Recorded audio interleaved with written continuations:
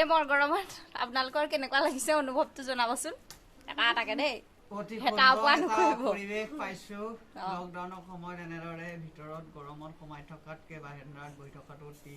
ভাল বুলি মই ভাবো আমাৰ লগত আছে আমাৰ অসমৰ চুকে কোণে বাগানত খলকনি সৃষ্টি কৰা কুনমণি বৰা আৰু আছে শিখামণি বৰা বাগানত খলকনি সৃষ্টি কৰা হাঁহটোতে আপোনালোকে গম পালে নামটো কোন হ'ব পাৰে তেখেত খাবৰ বাবে হাঁহ মাংস বনাইছে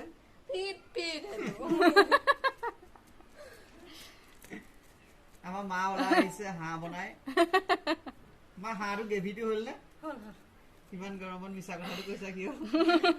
তুমি ৰুটিয়ে দিমেহে বনাইছিলা মিছানিখন মোক গম উঠাইছে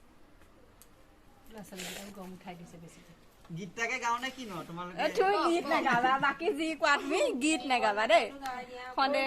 মানে অশান্তি পাম সেইটো আমি গৰমত এনেই আমি শান্তি পোৱা নাই তাতে তোমাৰ গীত শুনি আমি বেহুচ হ'বলৈ মন নাই কাৰো দেই প্লিজ নেগাবা মই গাবলৈ অনুৰোধ কৰিছো নাই নাই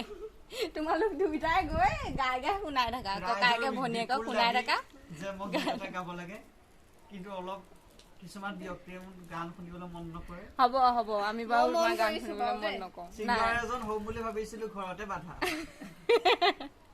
হ'ব আজিলৈ বাই বাই কাইলৈ আকৌ আহিম নতুন ব্লগ এটা লৈ অ' সেইবোৰ ব্লগ নিদিবি সেইটো ইউটিউবত পাগল নি মই পিনে ধেমালি কৰি